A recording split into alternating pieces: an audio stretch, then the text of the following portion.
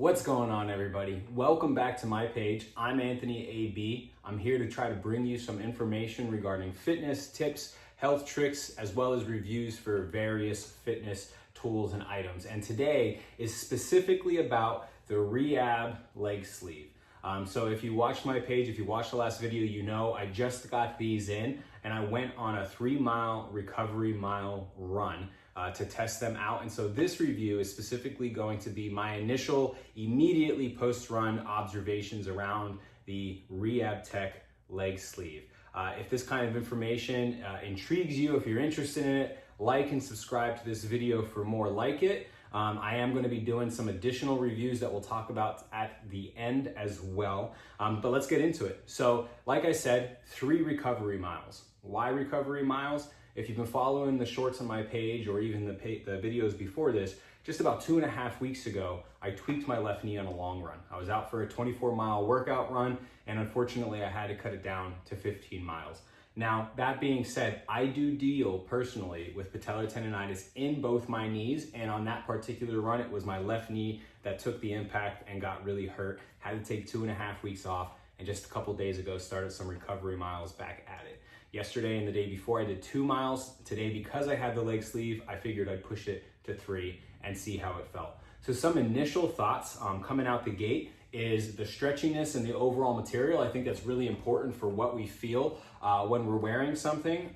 I have worn a lot of different types of things on my knee, whether it was other knee sleeves, the mid-length knee sleeves, bands and things like that. And what I will say is that this has a very soft, very stretchy, very breathable material that I'm very pleased with just off the initial, when I put it on before the run, during the run, and even now that I'm sitting with it after the run while my sweat is building up, I still feel very comfortable in it overall. It's not irritating to my skin. It's not so tight that it hurts, and it's not so unbreathable that I feel like my leg is burning up. It's still breathing in there, obviously more sweaty than the leg that's uncovered, but overall just a really good porous, breathy material without sacrificing compression, which is really important for what we're looking for here.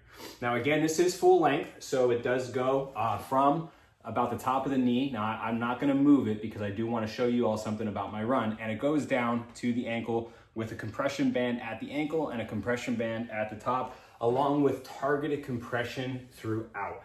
So that's pretty much the point of wearing something like this. That's the idea. When you have the mid-length sleeve, it's just a very one point of compression. And from my experience, the mid-length sleeve tends to slip and slide a lot when I run personally. And because of that is why I decided to go ahead and purchase these full-length sleeve to try that out.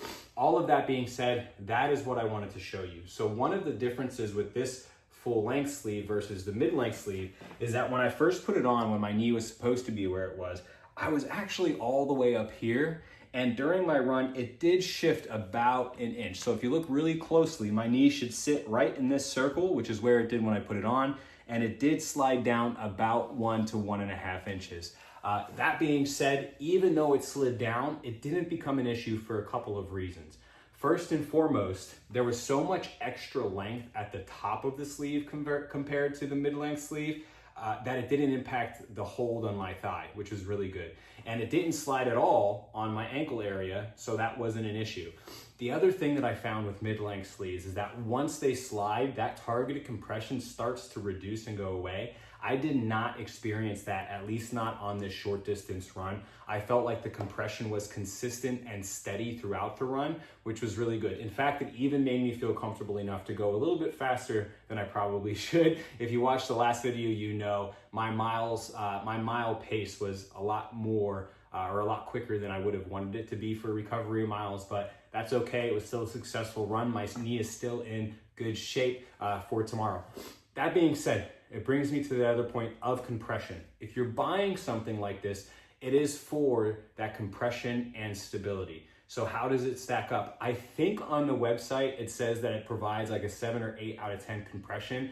Honestly, I disagree. And since I bought this with my own money and this isn't sponsored, I'm allowed to say that. The compression, I would give a 5 out of 10. That's not bad, but it's also not great. So if you're someone who's dealing with a lot more pain or instability, if your knee tends to slip a lot, I would probably look for something that has a lot more compression for you. For me, for where I'm at in my current journey, my current recovery, the current strength around my knees and in my knees, the 5 was fine for 3 miles. Will it still feel the same at 5 or 10? I'm not sure. Will this still feel comfortable and have enough compression for longer distance miles, including when I run the Philadelphia Marathon in November? I'm not sure. Only time will tell. This is my initial response and observations to the Reab Tech leg sleeve, based specifically on the 3 miles that I ran today. Today was the first time I put it on. It's the first time I ran in it. So I will continue to test it out and maybe down the line provide a further review for those longer distance runs or how it's holding up.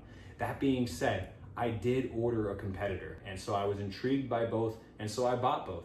And so when I get that one in, I'll let you know. I'll do the same thing. I'll do an initial review, initial observations, and I'll even do a comparative review. So if that's something that interests you, like and subscribe so you don't miss it. And finally, another review that I'll have coming down the pipeline is one that is more specific to the stats, more about my anecdotes against what the makers are saying around the compression and the comfort and how they rate it. And then I will give my personal rating against what they're saying so that you have a little bit more of a robust review between this video and that one. In the meantime, like, subscribe, leave a comment below if this was good for you. Leave a comment below if you have specific questions, if it's something that I can answer in the comments or make another video about. In the meantime, it's been a pleasure spending some time with you. God bless everybody.